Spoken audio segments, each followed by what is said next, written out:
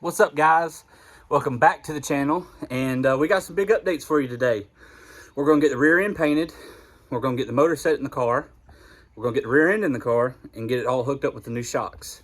So let's get to it. We're going to time lapse some of the painting, and then we're going to just cut to some raw audio of us trying to get this thing in here. So I'm going to show you guys you can get it done, man, no matter where you're at.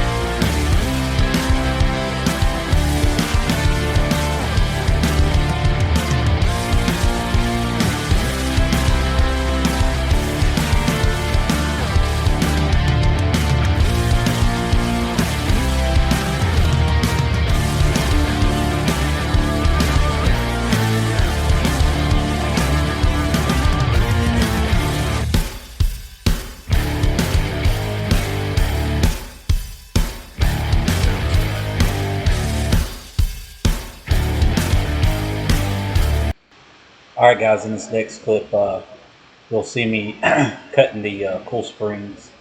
What I'm doing here is I'm taking a one coil spring out of the spring to lower the rod height and to change the center of rotation for the rear end. So that's what you're going to see me doing next. Just trying to explain that a little bit. The whole purpose of this is try to get the car to squat a little quicker and get down on the tire a little faster. This is a cheap way to do it instead of having to buy expensive springs. Alright, check it out.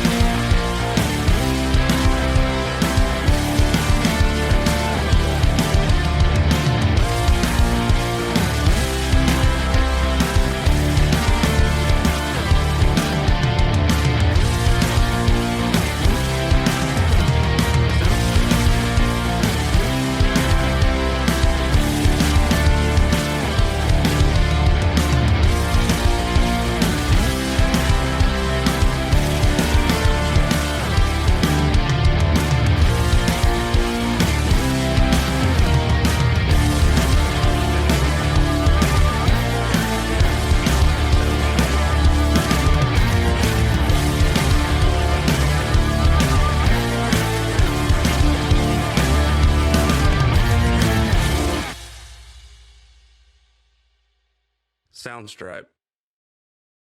Sound stripe.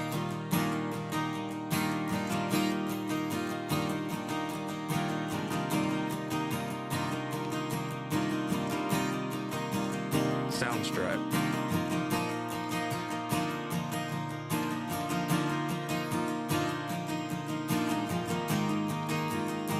Alright guys, after you seeing me fight forever,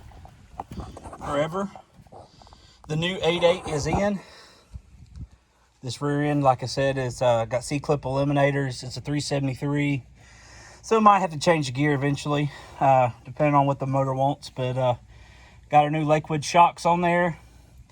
We cut our coil springs down 1 coil to help with the ride height and the center of rotation. Well, instant center. I just, cleaned everything up, painted it real good, and now it's about ready to get bolted up. One thing that you guys need to note,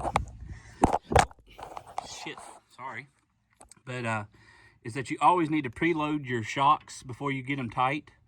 If you tighten them when they're just in the hole and they're hanging down low, then when you do load the car, it's liable to be at an angle, and then the bolt be loose actually.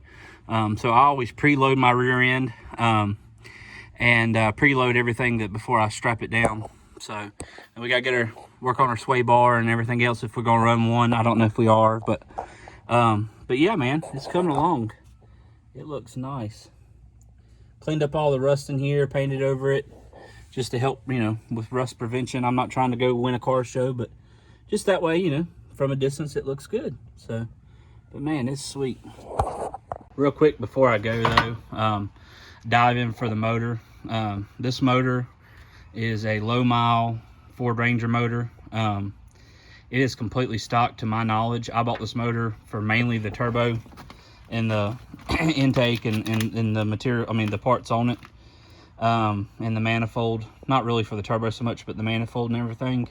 I gave very little money for this motor. And so it's stock right now. So what we're going to do is we're going to get it going and get it on low boost, and we're going to ride around like that for a little while. And then I am building a full purpose built turbo motor. It's just extremely expensive, and it takes a lot amount of time with the machine shops and everything, but this will be good enough to get us going. And then if we do blow this thing up, it's, hopefully we won't hurt the block. That's the biggest thing. These parts are getting hard to find now. When I started racing these cars when I was a kid, these parts were everywhere, but they're not now. So, I'm gonna take it easy on it, and if it does blow up, hopefully we don't scatter the rods outside the block. Typically, in my experience with these cars, that's what we've done. When I ran dirt track cars for 10, 12 years with this motor, these motors, if you ran stock rods, then you would scatter the rods mostly. The heads are brutes. They're iron. I've ran these things 300 degrees before, let them cool off and fire them back up, and they keep rolling. Very little do you ever blow a head gasket. And I have took them off many times before, afraid that they were warped, but man, they don't. They just stand up. And I'm probably going to roll with a cast iron head for a long while. I don't think an aluminum head would probably tolerate the boost very well. And we would have, issues with lifting it and causing problems and warping and blowing head gaskets, but we'll see.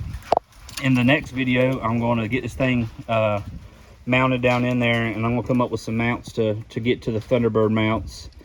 And then once we get it set down in there, we're going to take the valve cover off and just take a look at it. The motor spins over great. There's no issues that I see. I wanted to take the valve cover off and take a look at it, and just make sure the timing and everything's right on it. The guy I got it from, he was new to these motors, and so I'm not saying he didn't have it timed right, but I just want to double check. So but yeah, we'll go from there, guys. Man, it's coming along. We're gonna have us a full-blown race car here soon.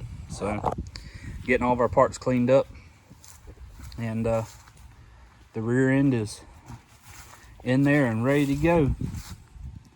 Get some tires and wheels for this thing. It's gonna look good.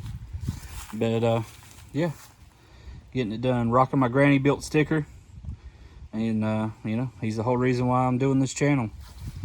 And getting this thing going. We were supposed to race this car together, and I'm gonna make one hell of a first pass for him. So you guys have a good day, and we'll go from there. All right guys, that's it for this video. I'm excited to move on from the rear end now that I got back together. I'm gonna get it tightened up, and then I'm gonna get to working on the motor mounts on this front end. Got a long ways to go, but man, we're getting there. Sorry, there's dust on there. The motor is basically set down in there. It's level, got leveled out and ready to go. Man, this thing's turning into a race car real quick. We got the rear end to do more than enough what we need to do. Oh, one thing I was going to say with the rear end, it's 31 spline axles, 373 gear. I already said that, I think. And then it's got the C-clip eliminators and a spool. So she's ready to roll for us. A little bit of power this thing's going to make for a while is that rear end can handle it. So yeah, see y'all next time. Be safe, be good. Y'all have a good week. Always, like always, read the description below. See y'all later.